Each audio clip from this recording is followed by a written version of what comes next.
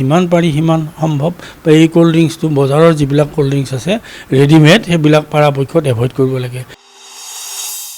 এই যিজন মানুহে কুঁহিয়াৰৰ ৰসটো বনায় তেওঁ যিখন কাপোৰ ইউজ কৰে চেকিবৰ কাৰণে সেইখন দেখিলে কিন্তু আপোনাৰ একদম নাড়ী থিয় হৈ যাব। শিশুসকলৰ গাত যথেষ্ট উত্তাপটো বাঢ়ি যায়, শৰীৰত পানীৰ পৰিমাণটো কমি যায়, যথেষ্ট ঘাম ওলায়। শিশু পেয়াৰৰ সময়তে বহি পৰি যায় মাটিত, পৰি গ'লে ধৰক ইঞ্জুৰিও হ'ব পাৰে, মূৰটো ঘূৰাই যায়, কেতিয়াবা চেঞ্চলেছ হ'ব পাৰে।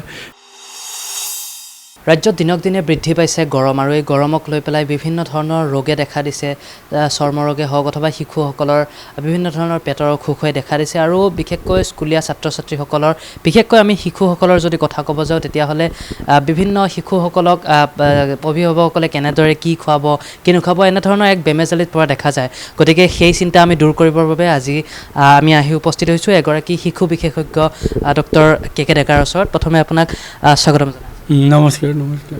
মই আপোনাৰ পৰা পোনে পোনে জানিব চেষ্টা কৰিম যে গৰম এতিয়া বৃদ্ধি পাইছে, আপুনি বাৰু কিহৰ বাবে গৰমটো বৃদ্ধি পোৱা বুলি ভাবে?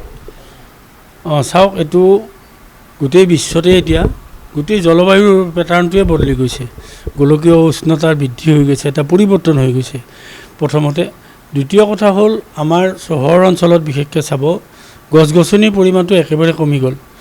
সেইকাৰণে চৰকাৰৰ ফালৰ পৰা এতিয়া কিছুমান পদক্ষেপ লৈছে যে বৃক্ষৰোপণ আঁচনি হওক হওক, এই গছ গছনিৰ ফলত গছ গছনিৰ পৰা আমিতো অক্সিজেনটো পাওঁৱেই, সেইটো এটা ভাইটেল কথা। কিন্তু তাৰোপৰি এতিয়া আজিৰ দিনত গছ গছনি আমাক দিয়া প্ৰধান আশ্ৰয়টো হ'ল আপোনাৰ ছায়াটো। এই ৰ'দৰ পৰা তাপ পাবৰ কাৰণে ছায়াটোৰ পৰা আমি এই উষ্ণতাটোৰ পৰা আমি ৰক্ষা পাওঁ। আপুনি চাব ৰাস্তাৰ ওচৰত যদি ডাঙৰ গছ এজোপা আছে, এতিয়া তাৰ তলত মানুহ 10-15টা মানুহ জমা হৈ আছে। কাৰণটো হ'ল কি, তেওঁলোকে অলপমান পৰিত্ৰাণ পায় তাপটোৰ পৰা। আৰু তৃতীয় কথাটো হ'ল এই বছৰত বৰষুণৰ পৰিমাণটো যথেষ্ট পৰিমাণে কমি গৈছে। যেনেধৰণে বৰষুণ হ'ব লাগিছিল এইটো সময়ত সেই ধৰণে বৰষুণ হোৱা নাই। নোহোৱা কাৰণে তাপমাত্ৰাটো যথেষ্ট বাঢ়ি গৈছে। বাঢ়ি যোৱাৰ ফলত আপুনি কোৱা মতে এই মানুহৰ জীৱনত শিশুসকলৰ ক্ষেত্ৰত বিশেষকৈ কিছুমান সমস্যাই দেখা দিছে। যিহেতু আমি শিশুসকলৰ বিষয়ে আমি কথা পাতিব লৈছোঁ, গতিকে প্ৰথমতে এইখিনি সময়ত দেখা পোৱা যায় যে কি খাব কি নাখাব এনেধৰণৰ এক বেমেজালিত পৰা যায়। গতিকে শিশুসকলক কি খুৱাব পাৰে এই গৰমৰ সময়ছোৱাত পৰিত্ৰাণ পাব? চাওক, শিশুসকলৰ খাদ্যৰ তালিকাবিলাক বেলেগ বেলেগ বয়সত বেলেগ বেলেগ, সেইমতে খাই থাকিব।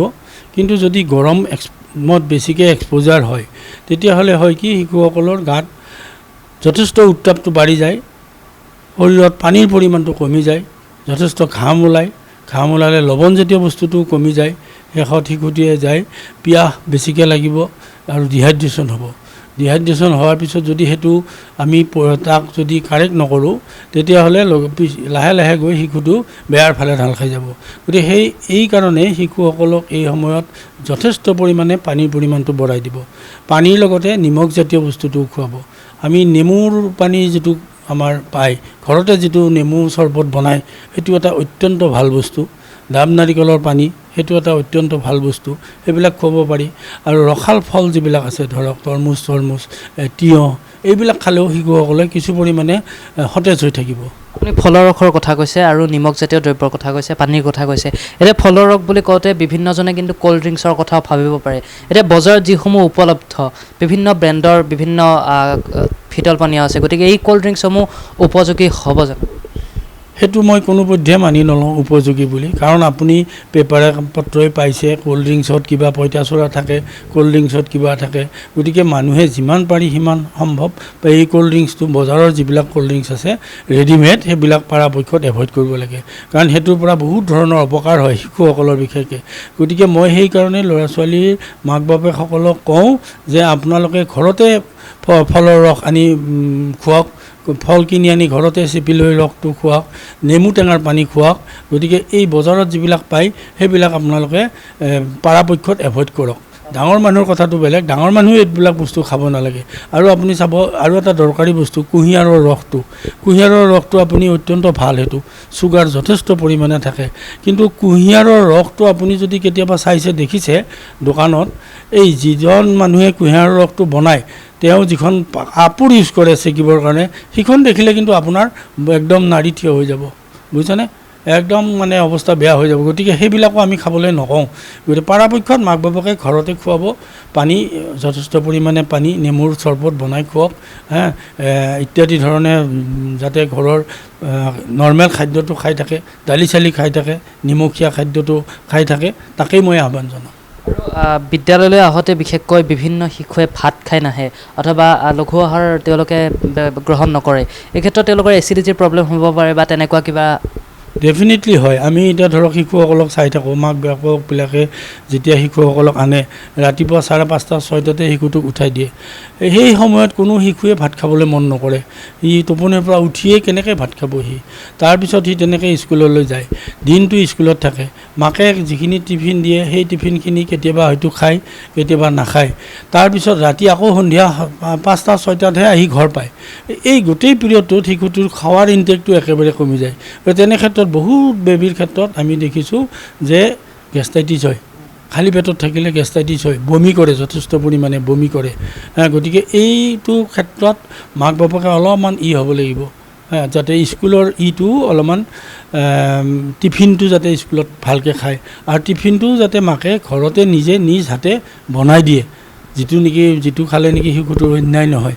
তেনেধৰণৰ খাদ্য ব্যৱস্থা কৰিলে শিশুসকলক মানে অপকাৰ নোহোৱাকৈ ৰাখিব পৰা যাব। আৰু দেখা পোৱা যায় যে এইখিনি সময়ছোৱাত বিশেষকৈ পেটৰ অসুখ হয়, আপুনি ইতিমধ্যে কৈছে ডায়েৰিয়া বা এনেধৰণৰ ৰোগসমূহ প্ৰায় দেখা দিয়ে। তাৰোপৰি আৰু বিদ্যালয়ত যেতিয়া প্ৰাৰ্থনাৰ সময় অথবা এছেম্বলিৰ সময় প্ৰায় মূৰ ঘূৰোৱা অথবা এনেকুৱা ধৰণৰ কথাবিলাক দেখা পোৱা যায় শিশুসকলৰ ক্ষেত্ৰত।